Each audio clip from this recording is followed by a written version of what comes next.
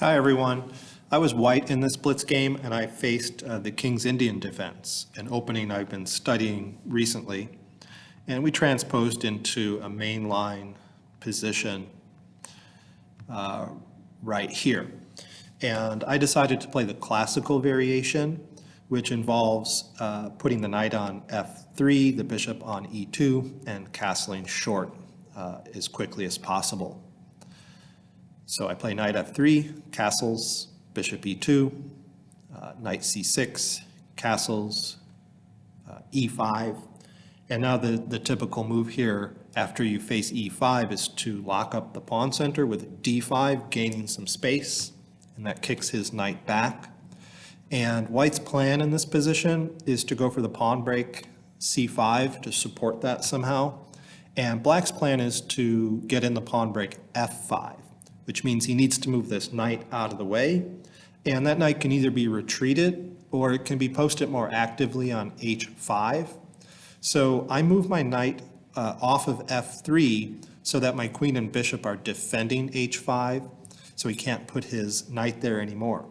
You can put your knight on e1 or on d2. Both lead to different strategic ideas. From e1, the knight might come to d3 to help support the pawn break.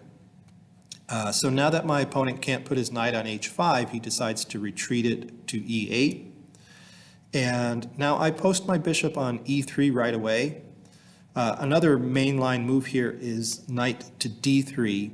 But after knight d3, black gets in his pawn break, f5, and that actually stops me from putting my bishop on this active diagonal because black can chase it away.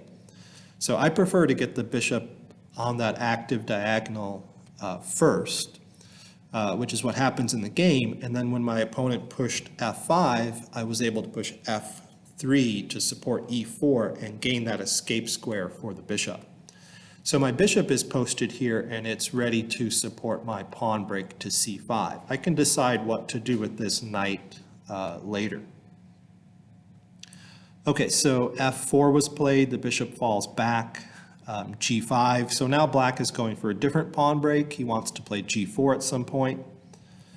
And I get in c5 right away here. Okay, his knight gets back into the game on f6, and he doesn't take on c5. So my plan is to take on d6 at some point and utilize the open c-file. I can get a lot of play with my pieces on the queen side. The knight might come to b5. These bishops are both pointed at the queen side here. So while he's attacking on the king side, my counterplay is on the queen side. Okay, so I put my rook on c1, and this is a threat. My threat is to capture on d6 and followed up with knight to b5. And he ignores the threat and pushes h5. I don't think h5 was necessary. It's a bit slow. If he wants to get in this pawn break, it's already supported by the knight and the bishop. And h5 just ignores my threat. And I carry through. I take. He takes back, and I post my knight on b5.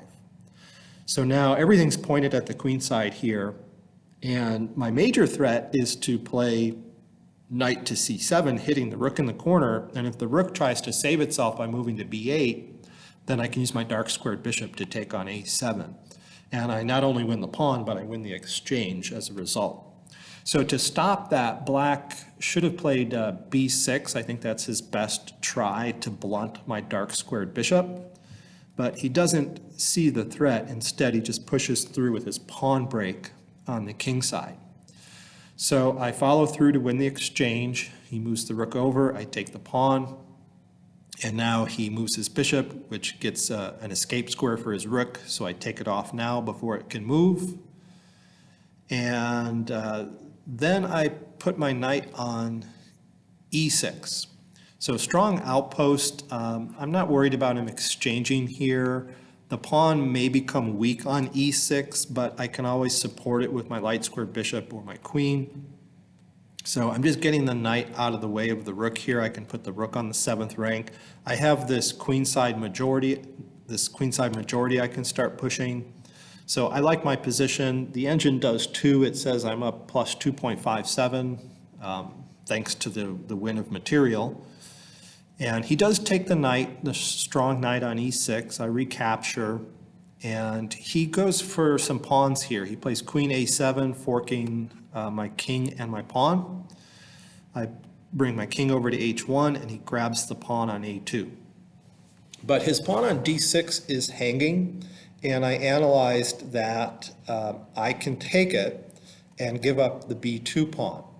So I'm threatening the knight right here, and he should either defend it or move it out of the way, although I think his position is hopeless anyway.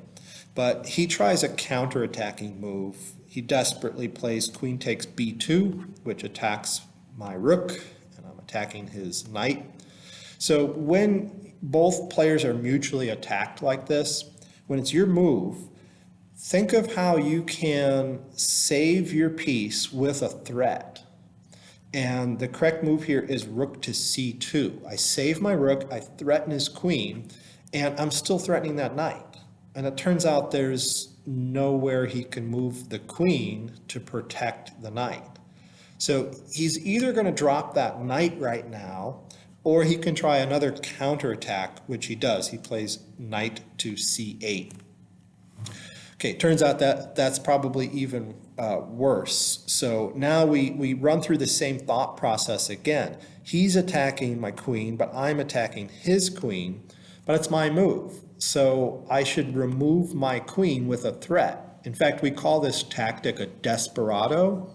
The correct move is to take the rook on f8. Since you're going to give up the queen anyway and get his in return, you're going to take down a piece with you.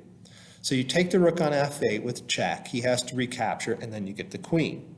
So now you're up a lot of material. Okay, and I'm threatening the b7 pawn. He probably should resign, but he plays a couple more moves. He brings the king up. I take on b7, and he drops another piece, and then he resigns. All right, so I was happy with that King's Indian defense, and I'll continue to study that opening. Thanks for watching the video.